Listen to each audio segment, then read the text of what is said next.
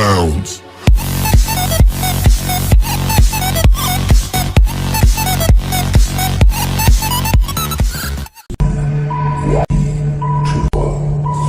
Assalamualaikum warahmatullahi wabarakatuh. Hai kelas 8, kita ketemu lagi ya. Semoga kalian selalu sehat dan selalu semangat mengikuti pembelajaran IPS. Kalau di pertemuan sebelumnya kalian sudah belajar tentang perdagangan antar daerah atau antar pulau, maka kali ini kita akan membahas tentang perdagangan antar negara. Perdagangan antar negara sendiri itu artinya adalah kegiatan perdagangan barang dan atau jasa antar negara yang dapat diwakili penduduk maupun badan atau lembaga suatu negara dan penduduk maupun badan atau lembaga negara lain berdasarkan kesepakatan atau perjanjian antar negara yang bersangkutan. Sedangkan ruang lingkup atau batasan-batasan dalam perdagangan antar negara terdiri dari yang pertama adalah perpindahan barang dan jasa dari suatu negara ke negara lain. Jadi, selama perpindahan barang dan atau jasa itu masih di dalam suatu negara, maka kegiatan itu tidak bisa dikatakan sebagai perdagangan antar negara. Yang kedua, perpindahan modal melalui investasi asing dari luar negeri ke dalam negeri.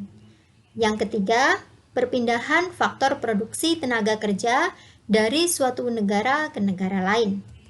Yang keempat, perpindahan atau transfer teknologi melalui pendirian pabrik di negara lain. Sedangkan penyampaian informasi tentang kepastian tersedianya bahan baku dan pangsa pasar juga termasuk sebagai ruang lingkup dari perdagangan antar negara. Sekarang kita akan membahas tentang faktor pendorong perdagangan antar negara. Yang pertama, ada perbedaan sumber daya alam, di mana jika suatu negara dengan negara lain terdapat perbedaan sumber daya alam, maka negara itu akan saling mengadakan kerjasama perdagangan. Hal ini bisa juga disebabkan karena keadaan geografis suatu negara yang berbeda, sehingga hasil dari sumber daya alamnya juga berbeda. Yang kedua adalah penghematan biaya produksi. Ada kalanya suatu barang tertentu itu dalam negara yang satu membutuhkan biaya yang cukup tinggi untuk memproduksinya, sehingga negara tersebut akhirnya melakukan pembelian dari negara lain karena dirasa dengan beli jadi yang dibutuhkan lebih murah daripada memproduksi sendiri. Yang ketiga, perbedaan kemajuan ilmu pengetahuan dan teknologi. Dengan keadaan di mana suatu negara memiliki kemajuan iptek yang lebih dari negara lain, biasanya mempengaruhi kualitas dari barang yang dihasilkan, sehingga negara yang dengan ipteknya rendah akhirnya membutuhkan barang dengan kualitas tinggi dari negara yang beriptek tinggi. Yang keempat adalah pemenuhan kebutuhan dalam negeri. Ini sudah jelas ya, ketika di dalam negeri tidak memiliki barang yang dibutuhkan, maka dia harus membeli dari negara lain. Yang kelima adalah perkembangan sistem komunikasi dan sarana transportasi. Di zaman yang sudah seperti ini, maka sistem komunikasi dan sarana transportasi yang sudah semakin maju memudahkan terjadinya perdagangan antar negara. Hal ini menyebabkan semakin efektif dan efisien waktu. Yang keenam adalah keinginan memperluas pasar produk dalam negeri. Jadi di mana para eksportir itu ingin memperluas pasar produksinya, yaitu dengan cara melakukan ekspor ke luar negeri. Kita lanjut untuk kegiatan perdagangan antar negara. Kegiatan perdagangan antar negara dibagi menjadi dua, ada ekspor dan impor. Kita akan membahas tentang ekspornya dulu. Ekspor sendiri artinya adalah kegiatan memasarkan barang dan jasa dalam negeri ke wilayah pabean luar negeri. Hal ini bermanfaat untuk mendatangkan devisa, baik devisa umum dan devisa kredit. Devisa umum sendiri itu adalah devisa yang diperoleh dari hasil ekspor, penjualan jasa, dan bunga modal. Sedangkan devisa kredit yaitu devisa yang diperoleh dari hasil pinjaman kredit luar negeri. Sedangkan pelaku ekspor atau orang yang melakukan kegiatan ekspor itu disebut eksportir. Kita masuk ke impor. Impor sendiri artinya adalah kegiatan mendatangkan barang dan atau jasa dari wilayah pabean luar negeri ke wilayah pabean dalam negeri. Komoditas impor untuk Indonesia atau barang-barang yang biasanya yang dijual Indonesia ke luar negeri itu terdiri dari yang pertama adalah barang konsumsi. Banyak sekali barang konsumsi yang dibeli oleh Indonesia untuk memenuhi kebutuhan masyarakat Indonesia. Contohnya seperti baju, tas, atau seperti barang-barang yang dimakan, mentega, buah, beras, susu, terigu, dan lain sebagainya.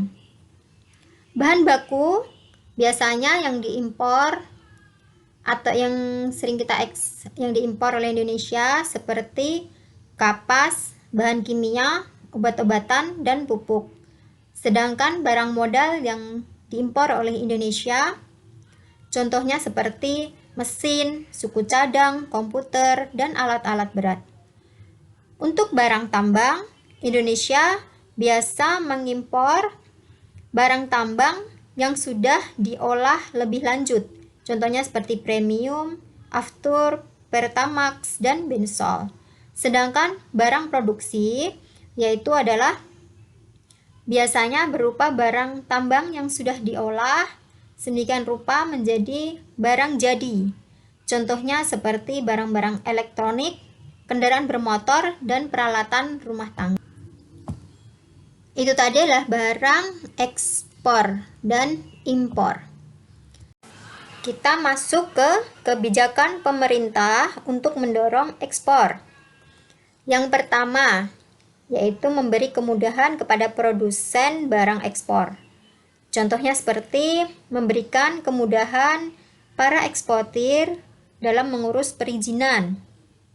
Selain itu juga pemerintah bisa memberikan fasilitas pada teknologi modern atau memberi pelatihan inovasi produk.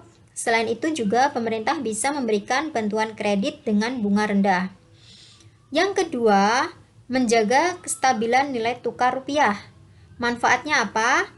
Jika nilai tukar rupiah stabil, maka para eksportir bisa menghitung biaya produksi atas produk ekspornya dan ketika menentukan harga akan lebih stabil, lebih mudah. Yang ketiga, membuat perjanjian dagang internasional. Jadi, Indonesia bisa membuat perjanjian dengan negara lain di mana hal ini bisa memberikan keuntungan kepada para eksportir berupa pasar dan perlindungan istimewa. Selain itu, bagi pembeli juga dapat memperoleh keuntungan berupa barang berkualitas tinggi. Yang keempat, meningkatkan promosi. Jadi Indonesia bisa membantu para eksportir Indonesia dengan cara meningkatkan promosi untuk memperkenalkan barang-barang yang diekspor oleh Indonesia. Yang kelima, memberikan subsidi dan premi. Subsidi dan premi bisa berwujud modal, mesin produksi, subsidi harga, atau keringanan pajak. Nah, itu tadi kebijakan pemerintah untuk mendorong ekspor. Sekarang kita masuk ke faktor pendorong ekspor. Yang pertama, kondisi pasar luar negeri. Hal ini berhubungan dengan permintaan dan penawaran barang dan atau jasa. di pasar luar negeri ya. Nah, jika permintaan akan barang ekspor dari Indonesia semakin tinggi, maka para eksportir bisa menaikkan harga. Yang kedua, kejelian eksportir untuk menangkap peluang pasar. Jadi, para eksportir harus melihat bagaimana peluang pasar yang ada di global, yang ada pada negara lain. Apakah yang sedang menjadi booming atau barang apa saja yang paling diminati oleh luar negeri. Yang ketiga, kondisi sosial, ekonomi, dan politik suatu negara. Jika kondisi sosial, ekonomi, dan politik suatu negara stabil, maka kegiatan ekspor juga akan meningkat. Tapi jika sebaliknya, misalkan dalam negara itu sedang terjadi perang, maka kegiatan perdagangan ekspornya pun juga menurun. Sekarang kita masuk ke manfaat perdagangan antar negara. Untuk manfaatnya sendiri jelas ya. Yang pertama adalah memperoleh keuntungan yang sebesar-besarnya. Bagi siapa? Bagi para eksportir dan juga importir. Yang kedua adalah memperoleh produk yang tidak dapat diproduksi dalam negeri. Seperti contohnya kalau di Indonesia meskipun kita sumber daya alam tinggi ya, seharusnya kita bisa memproduksi sendiri, tapi kenyataannya ketika kita ingin membuat pesawat atau alat-alat berat dengan sumber daya alam yang sudah ada di Indonesia, hal ini menyebabkan modal yang dibutuhkan tinggi, sehingga akan lebih baik kalau membeli barang jadi. Mungkin suatu saat kalian sudah bisa memproduksi barang sendiri dengan meminimalisir pengeluaran, nah kita tidak perlu membeli dari luar negeri lagi. Yang ketiga, menjalin persahabatan antar negara yang saling menguntungkan. Ini jelas ya. Jadi perdagangan antar negara tidak melulu hanya untuk memperoleh keuntungan, tetapi juga untuk menjalin persahabatan dengan negara lain. Karena dengan memiliki pertemanan dengan negara lain itu akan memberikan keuntungan di bidang yang lain selain ekonomi. 4. Melakukan transfer ilmu, pengetahuan, dan teknologi. Jadi dengan melakukan perdagangan dengan negara lain, kita bisa belajar pengetahuan dan juga teknologi dari negara lain. Yang kelima, memperluas pasar bagi produk Indonesia. Jadi ketika di dalam negeri produk-produk tersebut sudah sangat banyak sehingga perlu pasar juga di luar negeri, maka diperlukan kegiatan ekspor. Yang keenam, meningkatkan cadangan devisa bagi negara. Nah, ini selain untuk memperoleh keuntungan, jadi dari sisa keuntungan kita juga bisa mendapatkan cadangan devisa bagi negara. Oke anak-anak, itu tadi penjelasan saya tentang perdagangan antar negara. Nah, setelah ini kalian tulis di kolom komentar ya. Menurut kalian, apa sih perbedaan dari perdagangan antar daerah dengan perdagangan antar negara? Kalian tulis sesingkat mungkin di kolom komentar ya anak-anak, atau boleh berupa pertanyaan. Mungkin dari penjelasan saya ada yang kalian tanyakan sebagai pengganti dari pertanyaan saya tadi juga boleh ya. Jangan lupa ditulis nama dan juga kelas. Terima kasih anak-anak. Assalamualaikum warahmatullahi wabarakatuh.